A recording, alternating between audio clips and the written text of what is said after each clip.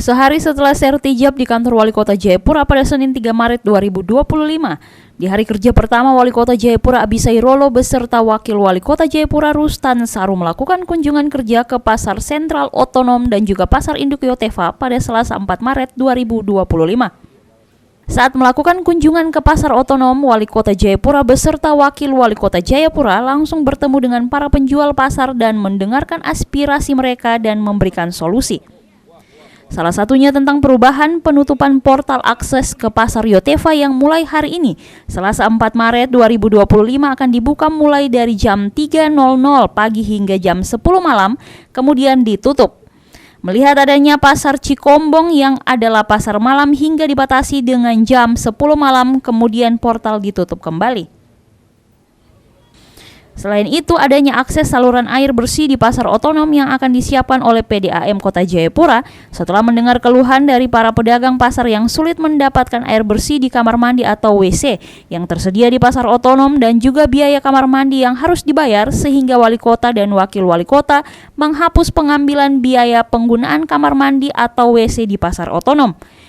Dan juga Wali Kota Jayapura Abisai Rolo mengatakan bahwa seluruh pedagang yang berjualan di luar jalan akan kami tertibkan untuk berjualan di dalam pasar agar mengurangi tingkat kemacetan dan juga menjaga agar jangan ada terjadinya musibah kecelakaan saat berjualan di pinggir jalan. Wali Kota dan Wakil Wali Kota Jayapura juga melihat kondisi saluran pembuangan di pinggiran pasar yang sudah penuh, ditumbuhi rumput liar dan juga kondisi tanah yang sudah menumpuk di saluran kali. Melihatnya, Wali Kota dan Wakil Wali Kota menghubungi pihak PUPR untuk segera melakukan tindakan pembersihan dan penggalian dengan himbauan segera dikerjakan. Nah, kita jalan lihat pasar otonom di situ, kita mau tertibkan. Jadi yang ada di luar pasar, dijual di jalan, nanti semua akan kita masukkan ke dalam pasar.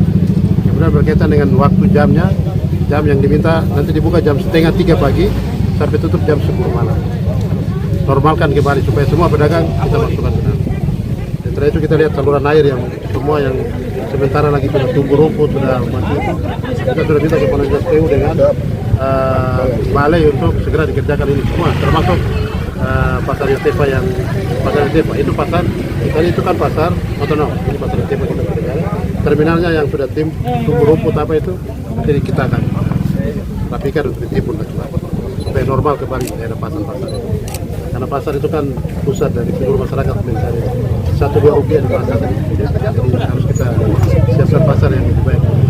Pasar Yotefa ini akan kita bangun kemudian, tapi kita tertibkan dulu semua. Kemudian baru kita bangun pasar.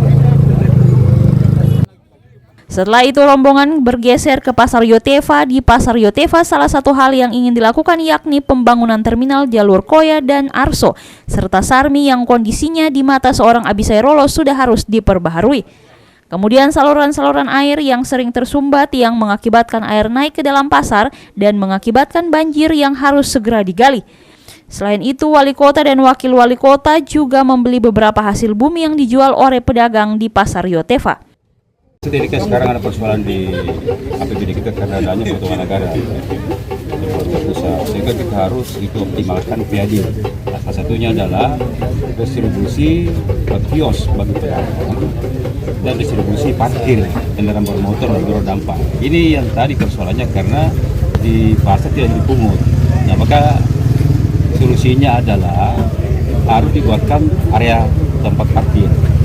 Jika parkir sudah dibuat, maka mobil-mobil, motor-motor masuk di tempat parkir sehingga wajib dipungut. Nah, solusinya di sebelah Pasar Yotefa.